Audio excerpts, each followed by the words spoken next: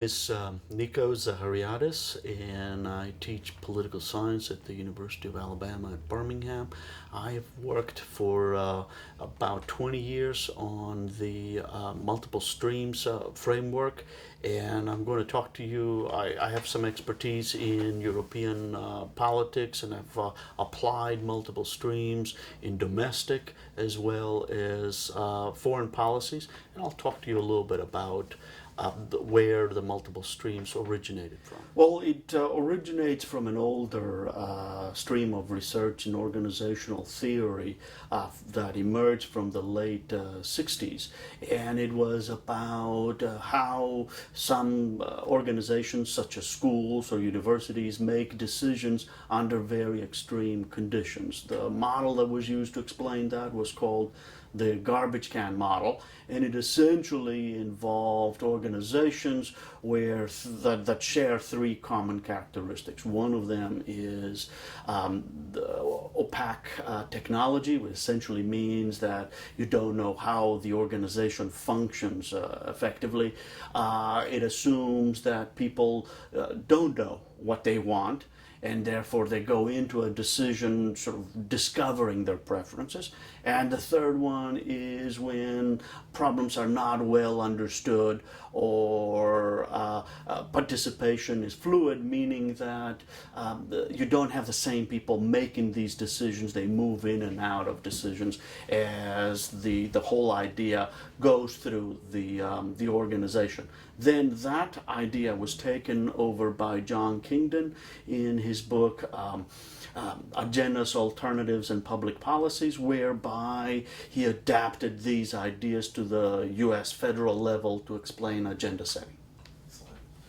Now I'm going to talk to you a little bit about the structural elements of the multiple streams approach that Kingdon described in his original book in 1984. There are five structural elements. The first one is a problem stream, the second one is a policy stream, and the third one is a politics stream. You also have two more, and that is, one is policy windows, and the other one is policy entrepreneurs. Let me talk about each of them in a little more detail. Essentially, the main theme behind the approach is that you have an interaction of all these five elements that produce decisions at the level that you're interested in terms of public policy. The problem stream essentially refers to various problems that governments look at or are interested in at any given moment in time.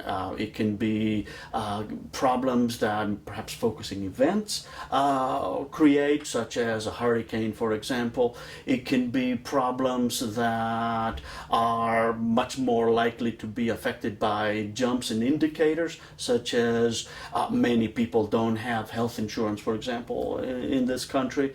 Or it can be feedback from previous policies that tell you that something does not work right and welfare needs to be reformed because we're not seeing any improvements in the policies that we are pursuing. The second is the policy stream.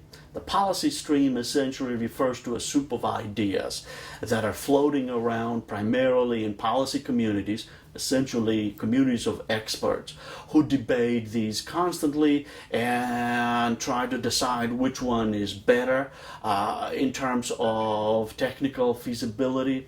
How well can we implement it? In terms of value acceptability, does it seem to have the agreement by many experts, not necessarily most, there is no majority rules, not all certainly, but many, that this is a good idea and it should be adopted. And of course, ideas that have significant visibility and low cost. Cheaper solutions are far, far better than more expensive solutions. Then we have the politics stream. That's a much broader stream of legislators and of administrators who come in and out of decisions. And they have their own predilections, their own ideas, and they're the ones who actually have to make those decisions, but they're not necessarily the ones who originate with these ideas. Then you have policy windows. The thinking behind the multiple streams approach is that there is a right time for a policy to be adopted and there is a wrong time. And these policy windows determine that. A policy window is essentially a window of opportunity, and it opens in either the problem stream or the politics stream. For example, an election. It opens a politics window. It tells you that some ideas are much more likely to be adopted, and it tells you that other ideas are less likely to be adopted. Another window can be a hurricane, or Hurricane Katrina, for example. It opened up the window on all sorts of problems with the federal emergency management system and how do you deal with such large-scale catastrophes. So these give you ideas, the context, they paint the context of how things are going to happen and what the likely duration of the debate will be, because they don't open for a very long time, they are ephemeral, and they close at some point. Sometimes these windows are predictable, like elections, and they are of a fixed duration. You know, for example, that the president changes, or at least we have elections, every 4 years. So you've got to decide within 4 years. That's your the duration, because perhaps with a new election there will be another person that comes in, and your idea may not be as appealing to that administration.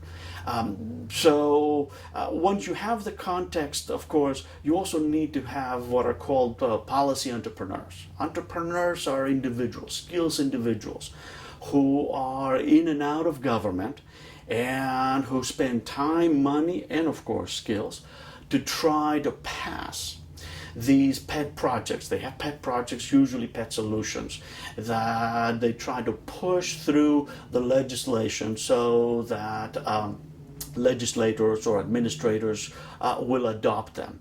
And they try to do that through a coupling process that occurs during open policy windows. And sometimes they are successful and sometimes they're not. So policy is very contingent upon these 5 elements.